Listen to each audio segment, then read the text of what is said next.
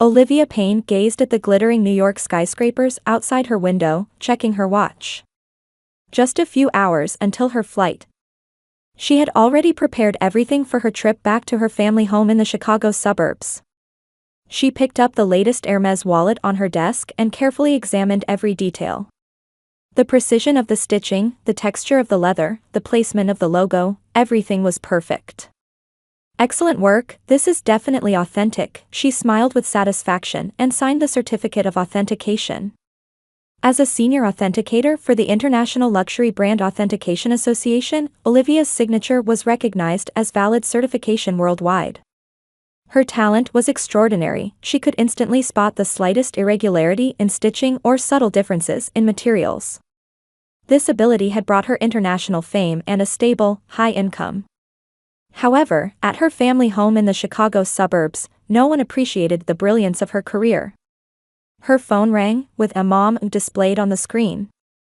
Olivia sighed and answered. Olivia.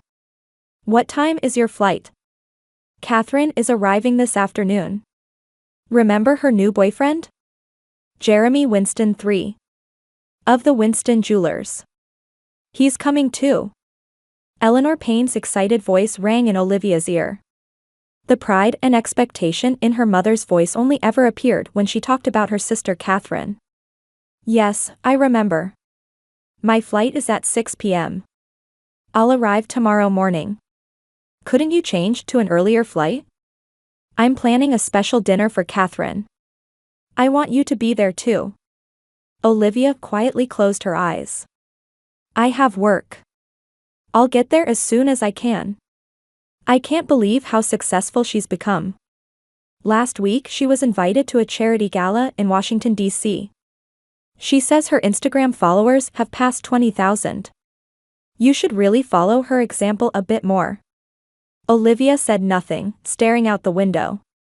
What Catherine called success in society was actually supported by their parents' wallets and a manufactured online life. At 28, Catherine still had no stable job and lived on her parents' support. Olivia? You're going to wear something nice for Christmas, aren't you? Last year your outfit was, well. Was there something wrong with my clothes? Olivia asked quietly. I just think you could dress up a bit more.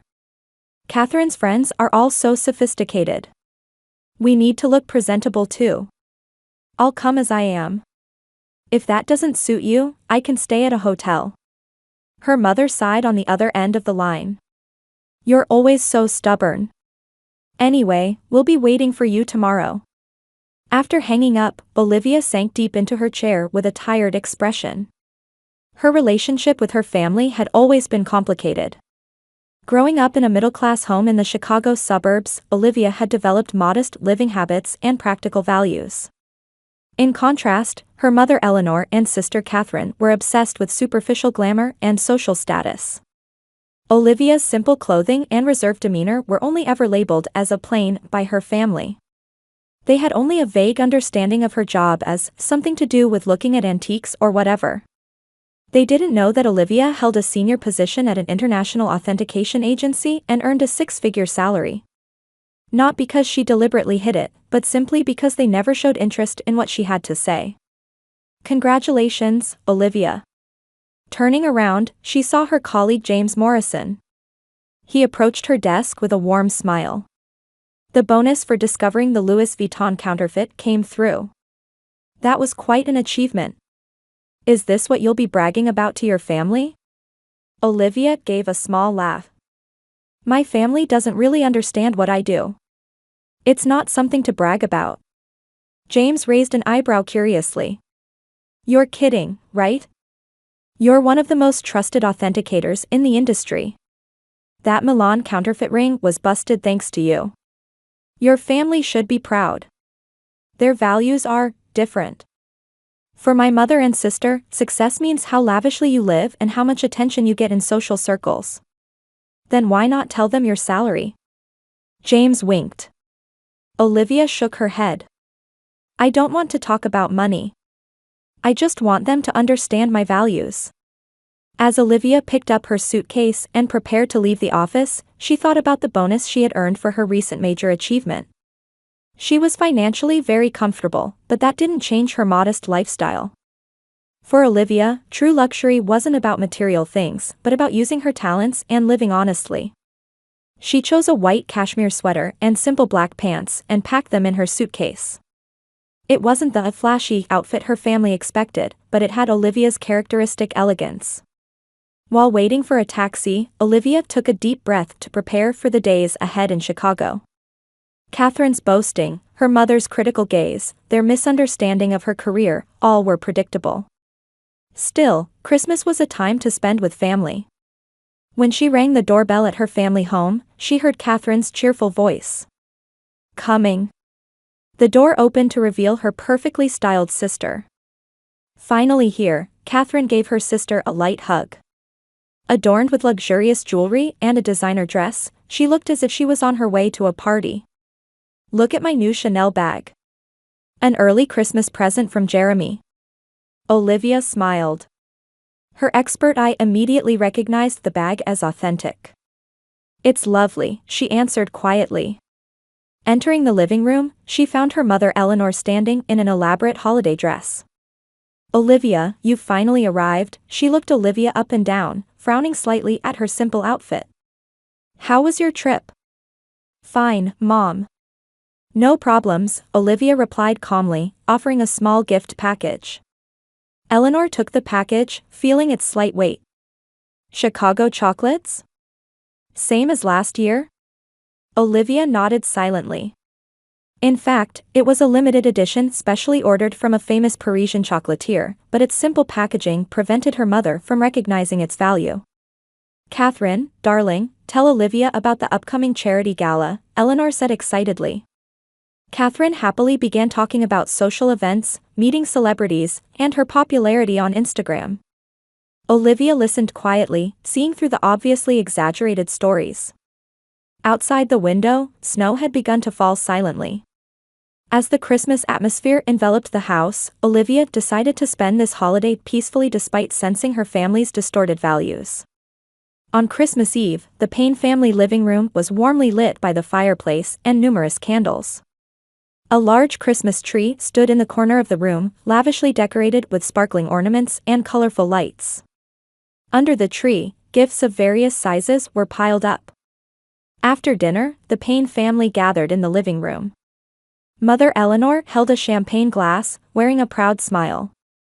Catherine's new boyfriend, Jeremy Winston III, sat next to Catherine on the sofa, dressed in an expensive tuxedo. Now, it's time for the gift exchange, Eleanor announced loudly. This year will be special. Olivia sat in an armchair near the fireplace, smiling quietly. Family tradition dictated that the mother would distribute presents first. Eleanor elegantly stood up and pulled out a large box from under the tree. The box was wrapped in luxurious gold paper and decorated with a red ribbon. Catherine, this is my gift to you, Eleanor handed the box to her daughter. I thought this would be perfect for you. Catherine's face lit up with excitement. She quickly untied the ribbon and tore the wrapping paper. Inside was what appeared to be a brown leather luxury bag. A Hermès Birkin. Catherine screamed. Mom, I love it. You're the best. She held the bag up with both hands and began dancing around the room. I've been waiting for this. Everyone will be so jealous. Jeremy, look. A real Birkin. Jeremy nodded casually, saying, That's wonderful, Kat. But Olivia's eyes had immediately focused on the details of the bag. As a product authentication expert, her gaze automatically captured the subtle unevenness of the stitching, the slight difference in leather texture, and the subtle misalignment of the logo. But she remained silent. Catherine continued excitedly, This will definitely increase my Instagram followers. I'll do a photo shoot with it tomorrow. Eleanor smiled with satisfaction. I thought it would suit you. The queen of society needs that kind of prestige. Mom, how much did this cost? Catherine asked curiously. Eleanor waved her hand, evading the question. You shouldn't ask the price of a Christmas gift. But. Mom got it from an authorized store through a special connection, Olivia quietly observed. She knew her mother's claim about purchasing from an authorized store was a lie. The bag was clearly a fake. To her expert eye, it was merely an amateur-level imitation. However, not wanting to ruin the family's joy, Olivia remained silent. The next item Eleanor picked up was a small paper bag. A simple brown paper bag with a basic ribbon tied around it. "Olivia, this is your present," Eleanor said with some hesitation. "I thought this would suit you." The room fell silent. Catherine was still hugging her Birkin, wearing a small smile. Olivia politely accepted the paper bag and untied the ribbon. Inside was a folded green cloth. When she unfolded it, it turned out to be a free eco bag from a local supermarket. The bag had an Eco-Life logo printed on it. "This is..." Olivia was at a loss for words. The atmosphere in the room froze for a moment. Catherine let out a small laugh. Eleanor shrugged and said, "Luxury items don't suit you. Isn't something practical more your style?" She chuckled. "You're always concerned about the environment, and it's convenient for shopping." Catherine added nastily while hugging her Birkin, "Well, it's not like you have occasions to carry luxury bags, right? You just go between work and home. Brand items don't suit you anyway." Jeremy showed a momentary expression of discomfort but said nothing. Olivia slowly picked up the eco bag and stroked the fabric with her fingers. Her expression revealed nothing. But internally, she felt a mix of sadness and anger at why her mother and sister underestimated her so much. As an international luxury brand authenticator, she handled items worth millions of dollars every day. And ironically, a luxury bag her sister proudly held was a poor quality fake that she could identify at a glance. "Thank you," Olivia said quietly. Then, she slowly looked up and stared at Catherine's Birkin. And then, she smiled quietly. It was a gentle smile, but something else was hidden in her eyes. "What? Why are you looking at my bag like that?" Catherine asked, feeling a bit anxious. "Nothing," Olivia replied quietly. "It's a nice bag." Catherine laughed, relieved. "Isn't it?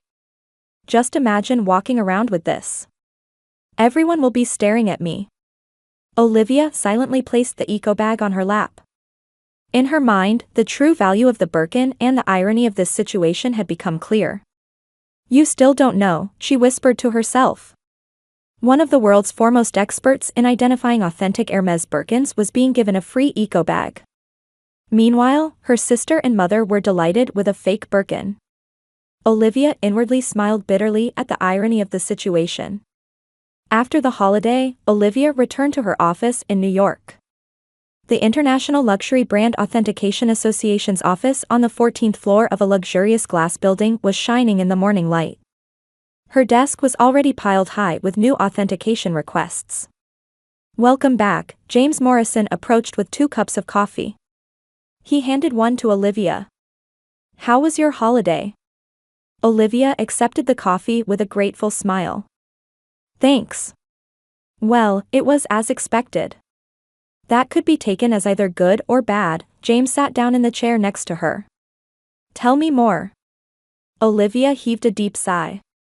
"My mother gave my sister a Hermès Birkin. And to me, she gave a free eco bag from the local supermarket." James raised an eyebrow in disbelief for a moment. "You're joking, right?" "I'm not joking," Olivia shook her head. "But that's not the biggest issue. My sister's Birkin was a fake. And a bad one at that." "What?" James exclaimed. "You didn't tell them?" "I couldn't. I didn't want to ruin the atmosphere." Olivia sipped her coffee. "My mother claimed she'd bought it from an authorized store, but she was clearly deceived. She probably paid a high price thinking it was a special deal." James stood up from his chair and began pacing the room, visibly angry. "Why didn't you tell them the truth? This isn't just about a fake. It's about them not respecting your expertise." Olivia shrugged. "They wouldn't believe me even if I told them. And besides." "Besides what?" This is hard to say, but maybe I didn't want to see them embarrassed, Olivia answered quietly. My mother and sister have always valued appearances and social status. If they knew they'd been sold a fake, their pride would be shattered. James nodded understandingly, though he still didn't seem entirely convinced. I understand, but the truth will come out eventually. Those words became reality sooner than James had imagined. 3 weeks later, on a weekday afternoon, Olivia's office phone rang. The screen displayed the name Catherine. Contact from her sister was unusual. Olivia answered with some apprehension. Catherine? What's wrong? Olivia. You won't believe it. Catherine's excited voice burst through the receiver. I put the Birkin up for auction online. There's already a bid of $80,000. Olivia froze. What? You're selling the Birkin? Of course. I want an even more expensive bag, Catherine replied excitedly. If I sell this Birkin, I can buy a more luxurious crocodile leather Birkin. Jeremy's mother has a crocodile Birkin. I want one too. Olivia realized the terrible truth. Her sister was unwittingly trying to sell a counterfeit for a high price, which could potentially lead to fraud charges. Even if unintentional, selling a fake item as authentic was against the law. Catherine, listen. You need to take down that listing right now, Olivia said in a serious voice. Why? It's getting such a high price. I need to explain. I'm coming to Chicago right away, Olivia decided firmly. What are you talking about? The auction ends tomorrow. I'll be there before then. Don't do anything, just wait. Olivia explained the urgent family matter to her boss and caught a flight to Chicago that afternoon. She arrived at the family home at 8 p.m. When she opened the door, Catherine and Mother Eleanor were sitting in the living room with worried expressions. What's happened? Why did you come in such a hurry? Eleanor asked. Olivia put down her suitcase and took a deep breath. Catherine, where's the Birkin?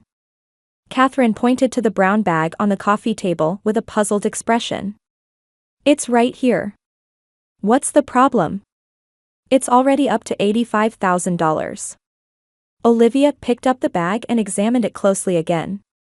Her initial judgment was correct. This was clearly a fake. Being in the profession, she carried a small magnifying glass in her pocket. She took it out and examined the stitching and hardware of the bag in more detail. What are you doing? Catherine asked anxiously. Olivia quietly placed the bag down and looked at her family. This Birkin is a fake, she said in a gentle voice. What are you saying? Mother Eleanor shouted, her face turning red. I bought it from an authorized store. I paid $40,000. You were scammed, Olivia said sadly. With my eye as an authenticator, it's obvious. These stitches, the quality of the leather, the stamp inside, all have characteristics of a counterfeit. Eleanor shook her head vigorously. You're wrong. That store is famous. It's in a prime location on Oakland Avenue. Olivia continued her explanation calmly. Authentic Hermès is only sold in specific boutiques. And they have limited stock. The store you went to was probably a fraudulent operation selling counterfeit brands. Catherine began to cry violently. But I already promised to sell it, she said in a trembling voice. I've already been in contact with the bidder. I've already received part of the money. Olivia presented the terrible truth. That could potentially constitute fraud. Even if you didn't know, selling a fake as authentic can make you legally liable. The room fell silent. Eleanor collapsed into a chair, covering her face with her hands. Catherine asked in a voice filled with fear, while shaking, what should I do? Will I be arrested? First, take down the auction immediately, Olivia said in a firm voice. And if you've already received any money, you must refund it all. But how do I explain it? Catherine asked tearfully. Everyone thinks I have a real Birkin. I posted it on Instagram. Olivia was silent for a moment, looking around the room. The family was in a state of panic. Mother Eleanor was shocked to learn that what she thought was a luxury store was actually run by scammers selling fakes. Catherine was terrified of potential legal trouble and loss of reputation in society. "I'll handle it," Olivia said quietly. "Leave it to me." The next morning, Olivia had her laptop open on the living room table of the family home, working with concentration. Catherine and Mother Eleanor sat around her with anxious expressions. "I've done it," Olivia tapped the keyboard one last time and sighed. "This is the official authentication certificate. It proves that Mother was a victim of fraud." She turned the screen toward her family. It displayed an official authentication certificate with the International Luxury Brand Authentication Association letterhead. The fake's characteristics were explained with detailed photos and technical terms, with Olivia Payne's signature and official seal at the bottom. "This is my title," Olivia pointed to the bottom of the certificate.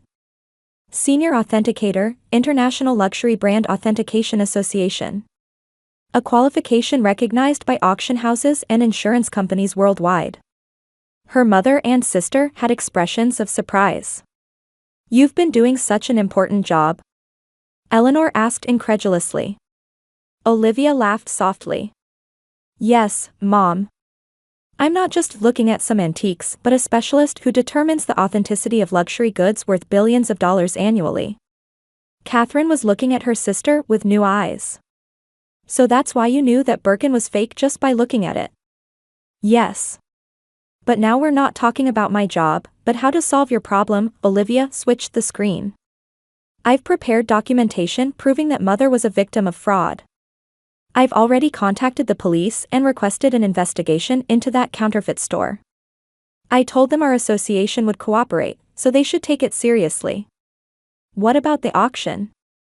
Catherine asked worriedly. "I've already handled it," Olivia said confidently. "I've issued a notice with my authentication certificate saying, auction cancelled as the item was determined to be counterfeit by expert authentication. Based on the auction site's anti-counterfeit policy, there will be no penalties to your seller account." Catherine sank deep into her chair with a relieved expression. "Really?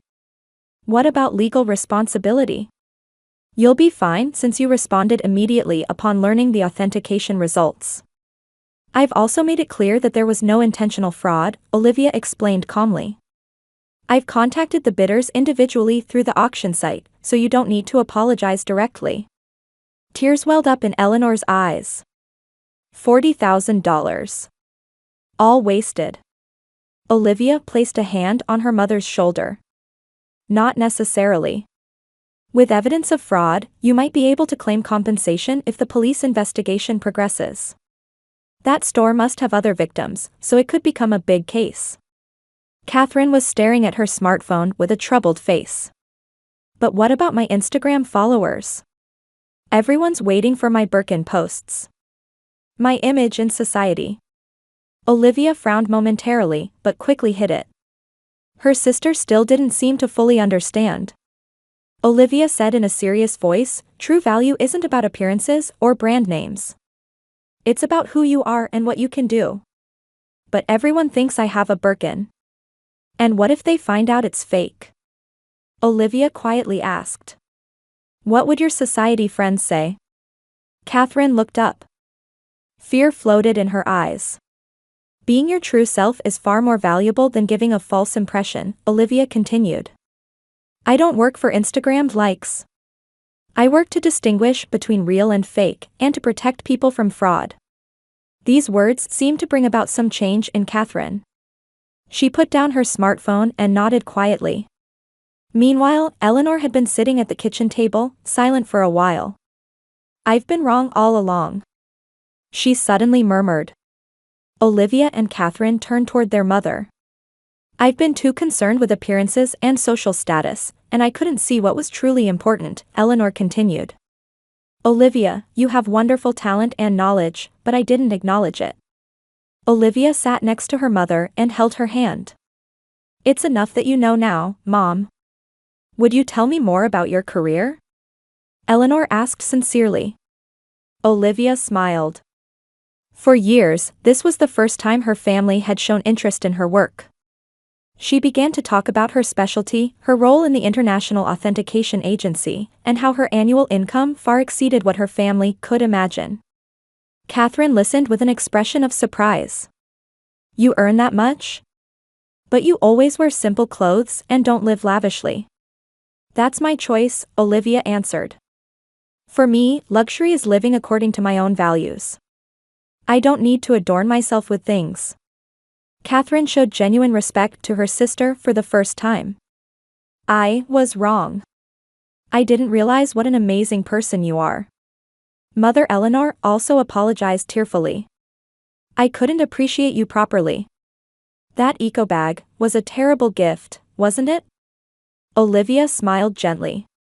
"That eco bag might become the best gift in my life. Because it gave me the opportunity to correct our family's values." The three of them gazed at each other quietly, feeling that something had begun to change. The ironic incident with the fake Birkin had changed their relationship and taught them what true value is. 1 year later, Christmas. The Payne family living room was filled with warm light, just like the previous year. However, the atmosphere there was clearly different. Olivia stood in front of the fireplace, sipping hot chocolate while looking at the snowy landscape outside the window. Last year's fake Birkin incident had developed in ways beyond expectations. With her cooperation, the police had busted a large-scale counterfeit brand sales network based in Chicago. Eleanor's testimony had been crucial, and the fraudsters received guilty verdicts. Olivia. Turning around, Catherine was standing with a smile. Her appearance had clearly changed from a year ago. Instead of flashy dresses and accessories, she wore a simple yet sophisticated dress. "Everything's ready.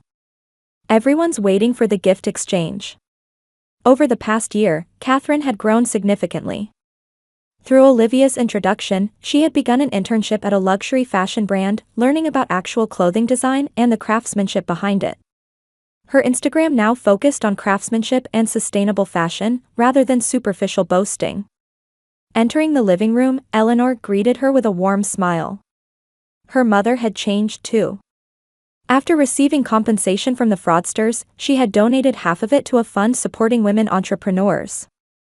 "Now, it's time for gift exchange," Eleanor said gently. There was no trace of last year's ostentatious attitude. This year, none of the presents were flashy, instead, they all reflected thoughtfulness and consideration. Catherine gave Olivia a handmade sketchbook, bound using the design skills she had learned in her internship. "For sketching what you see on your next overseas trip," Catherine said shyly. Eleanor gave Olivia a framed digital restoration of old family photos.